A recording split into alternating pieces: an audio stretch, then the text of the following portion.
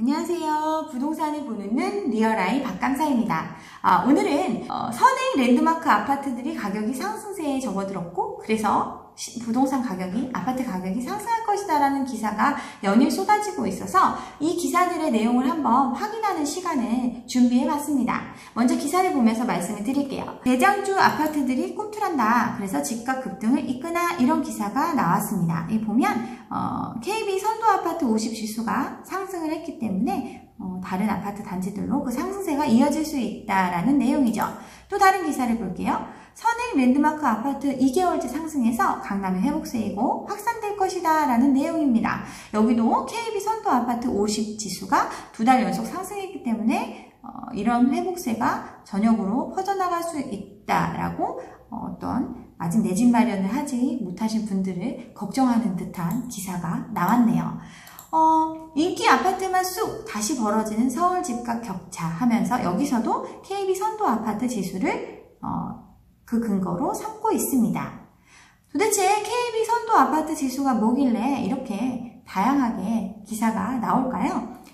KB은행은 예전에 주택은행을 인수합병하면서 주택은행이 생산해내던 주택 관련 통계 자료를 지금도 계속 발표하고 있습니다. 역사가 오래되었어요. 근데 그 중에서 선도 아파트 지수라는 거를 발표를 하는데 홈페이지에 나와 있는 내용을 보면 매년 12월 기준에서 시가총액 상위 50개 단지의 아파트를 선정해서 그 시가총액의 변동률을 지수화한 것이 선도 50 지수다라고 규정을 해놨습니다. 즉 단지 규모가 좀 크고 가격이 비싼 아파트들이 포함이 되겠죠.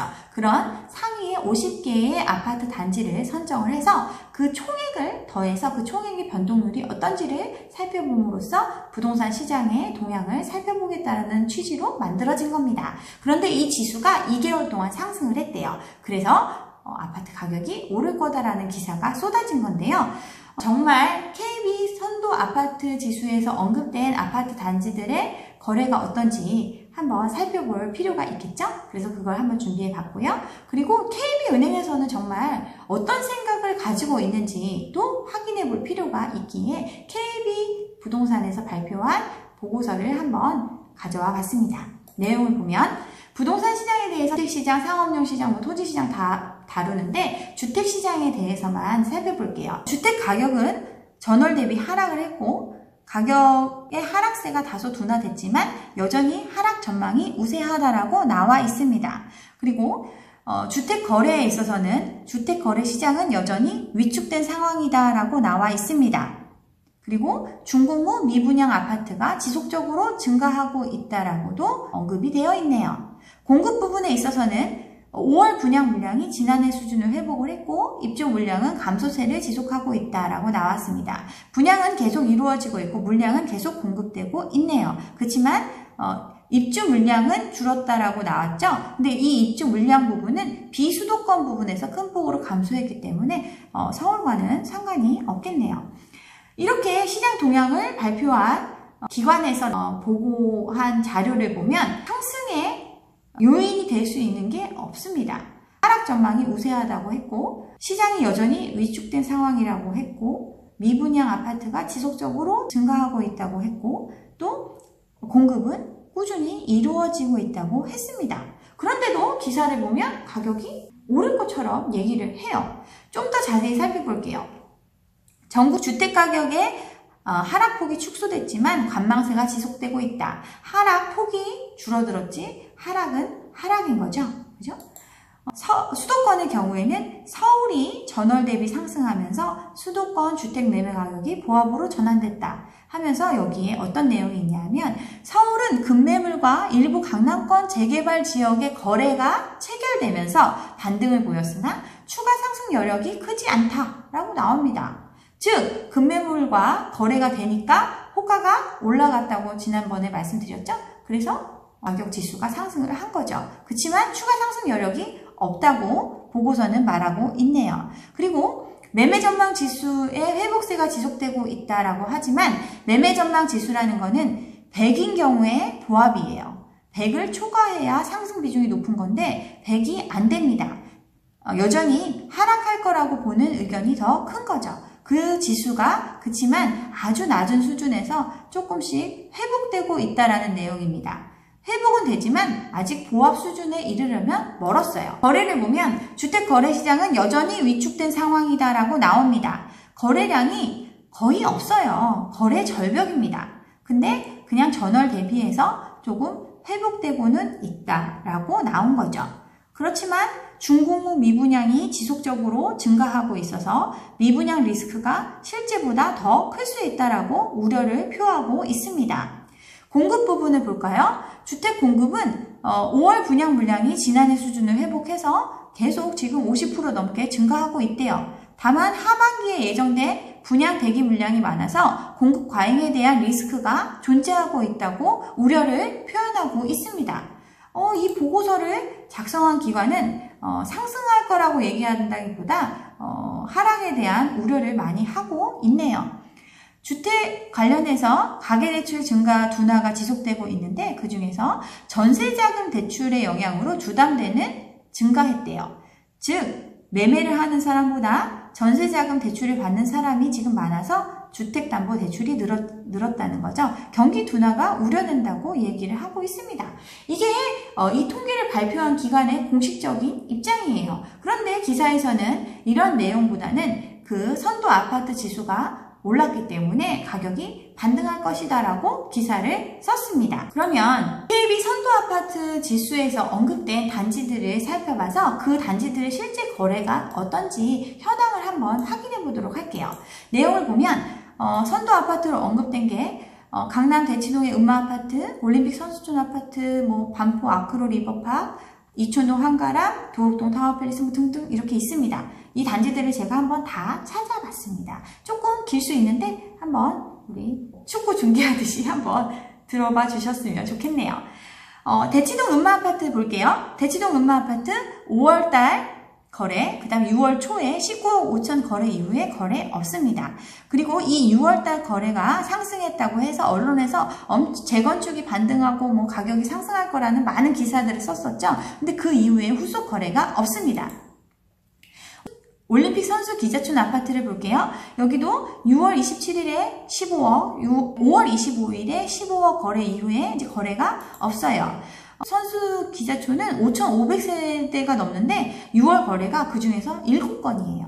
그것도 절대적인 금액이 작은 평형 위주로 거래가 이루어졌어요. 한 건의 거래가가 상승했다고 지금 호가가 천정부지로 뛴 거죠. 이렇게 상승했다고 얘기를 하고 있습니다. 반포동 아크로 리버파크 볼게요. 최고점일 때 31억이었는데 지금 6월 말 거래는 27억입니다. 고점 대비 4억이나 하락을 했어요. 그렇지만 호가가 상승했기 때문에 선도 지수는 상승한 거죠. 그죠? 실제 거래는 낮아야, 많이 떨어져야 거래가 그나마도 한 건 이루어질 수 있었죠. 그렇지만 6월 거래 이후에 지금까지 신고된 거래는 없습니다. 이촌동 한가람 아파트 보면 최고점일 때 12억 9천이었는데 지금 6월 18일 거래는 11억 2천이네요. 그죠? 25평형 같은 경우에 최고가 대비해서 1억 7천 정도 떨어졌어요. 33평형 6월 거래 한 건 있는데 이게 최고점 거래와 유사합니다. 이게 가격 회복의 증거라고 보고 있는 거죠. 도곡동 타워팰리스 1차를 볼게요. 최고점 26억 8천이었는데 5월 18일에 23억 8천 이후에 거래가 없어요. 최고점 대비 3억이나 하락한 거래 이후에 지금 2달 가까이 됐는데 거래가 없습니다. 실제 거래가 됐는데 가격이 떨어졌죠. 근데 호가가 올랐다고 해서 지금 지수는 올라간 모습인 거죠. 원문동 과천 레미안 슈르를 볼게요. 여기도 최고점 12억 4,500이었는데 6월 22일에 10억 9,500에 거래되고 그 뒤로 거래가 없습니다. 최고점 대비 1억 5천이나 하락을 했어요. 그죠? 부산의 재송동 더샵 센터파크 1차 볼게요. 여기 같은 경우는 거래가 상승됐다 하락됐다라고 보여지기 어려울 정도로 비슷한 수준의 거래가 이루어지고 있습니다. 그렇지만 2,700세대가 넘는데 거래는 6월달 거래는 겨우 2건밖에 없네요. 황금동, 대구의 황금동 캐슬골드 파크를 보면 여기 같은 경우는 최고점 5억 9,700 거의 6억 가까이 했었는데 6월 21일 거래는 5억 800이네요. 최고점 대비해서 8천만 원 정도 떨어졌어요. 25평의 경우도 4억 8천 정도 최고점을 찍었었는데 4억 300으로 지금 8천만 원 정도 하락했습니다. 거래량은 거의 없어요. 천도 아파트들의 실제 거래가 거의 없고 그나마도 큰 평형 거래는 아예 없고 소형 거래들 중에서 극소수만이 거래되고 있는 게 지금 상황입니다. 그렇지만 거래된 건 기준에서 호가가 상승하니까 그 호가 상승분을 반영해서 지수는 상승을 한 거죠. 그렇지만 거래가 대부분은 하락을 했어요. 그죠? 실제는 이렇습니다. 다른 단지들도 몇 개 더 볼까요? 아현동의 마포 레미안 푸르지오 여기도 3,800세대가 넘는데 최고점일 때 15억 하던 게 점점 내려가서 이제 6월 말에 12억 5천 거래가 마지막이네요. 반포동의 반포자이 아파트 엄청 비싼 아파트죠? 여기도 6월 달에 24억을 한번 찍었습니다. 그래서 이게 또 기사에 엄청 많이 나왔죠? 가격이 회복됐다고. 그렇지만 7월 10일에 20억 7천으로 다시 3억 이상 빠진 거래가 나타났습니다. 그 이후로도 신고된 건 없습니다. 하왕신이동 텐진 1차 여기 같은 경우에 12억을 6월 21일에 거래된 게 있네요. 그리고 6월 1일에 12억 2천 거래가 있어요. 이걸 보면 마치 가격이 최고점을 회복한 것 같이 보여지죠. 그럼 텐질 1차 말고 바로 옆에 거 볼까요? 그 옆에 텐질은 10억 6천 거래 이후 거래가 없어요. 그리고 10억대에 꾸준히 그래도 거래가 됐어요. 근데 12억에 거래하신 분들 정말 매물이 없는지 아니면 그 호가가 올라간 거에 불안한 마음에 사셨는지 어떤 이유인지 모르겠지만 일반적인 거래라고 보여지기 어렵습니다. 대치동의 대치 미도맨션 아파트 한번 볼까요? 여기 보면 최고점 21억 4천이었는데 5월 초에 19억 9천 5월 말에 18억 7천 6월 17일에 17억 2천 점점 층수는 그렇지만 이거 재건축 대상이니까 뭐 층수 큰 의미 없죠? 그래서 어쨌든 가격이 하락하면서 거래가 이루어졌습니다. 그렇지만 매물은 20억 이상으로 나와 있어요. 거래가 받쳐주지 않는 체결이 안 되는 금액, 호가 받고 싶어하는 사람들의 금액이 올라갔으니까 가격이 오른다. 가격은 수요와 공급이 만나는 데서 결정이 되는 거죠. 수요가 그 가격을 받아들이지 않고 있는데 지수는 올라갔네요. 그죠? 지금의 현실을 살펴보면 올 상반기 주택 거래 절벽 지속되고 전월세 거래만 늘었습니다. 이게 팩트예요. 상반기 주택 거래량이 4만 건밖에 안 된대요. 거래 절벽이에요. 이게 지금 상황입니다. 거래량이 얼마나 떨어졌냐면 용산 포함해서 강북권에 10건도 안 된대요. 10건도 안 되게 거래가 됐답니다. 그렇게 많은 아파트들이 있는데 10건도 안 된대요. 집값이라는 게 여러분도 잘 아시겠지만 거래가 돼야 집값 아닌가요? 부르는 게 값인가요? 그죠? 지금 상황이 부르는 게 시세로 나오는 거죠. 부르는 게 가격인 거죠. 근데 거래는 없는데 거래가 아예 안 되는데 부르는 게 값이랍니다. 이게 진정한 값은 아니겠죠. KB에서 발표한 포커스 이슈라는 게 있었는데 이 내용이 지금의 현실에 너무나 잘 보여주고 있는 것 같아서 소개해드리려고 합니다. 내용은 자가가구의 주거특성 분석이라는 내용인데요. 여기에 보면 2014년 하반기부터 16년까지 분양 물량이 크게 증가하면서 자가가구가 늘었다는 내용이에요. 그래서 2017년 그때 분양받은 사람들이 17년, 18년도에 입주하게 되면서 자가가구가 증가하게 되었고 이때는 주택가격이 본격적으로 상승하기 이전에 분양가로 분양을 받았기 때문에 구매 부담이 상대적으로 양호했고 또 주택담보대출도 원활한 상황이어서 자가 가구가 될 수 있었다라는 내용이죠.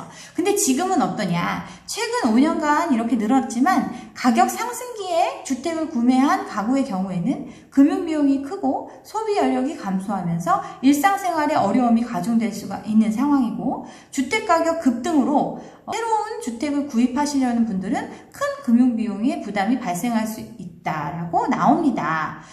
결국 예전의 가격으로 구매하신 분들이야 상관이 없지만 급등한 가격으로 분양받거나 구매하신 분들은 큰 위험에 처할 수 있다라는 보고서죠.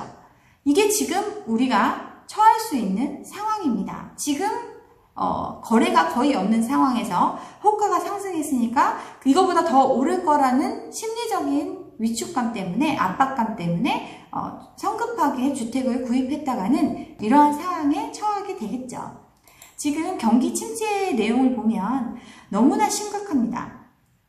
글로벌 경기가 호황을 겪었던 14년부터 16년 사이에 우리나라 경제만 회복이 안 됐어요. 왜? 많은 자금들이 부동산 시장으로 들어갔죠. 어떤 경제에 체력을 기르는 데 자금이 들어간 게 아니라 부동산 투기에 몰렸어요. 그 결과 이제 L자형 불황이 오게 되고, 그 계속 상승했던 13년부터 17년까지 상승의 높이가 이제 하락의 골로 다가오는 시점이 됐다라는 걸 보여주고 있습니다.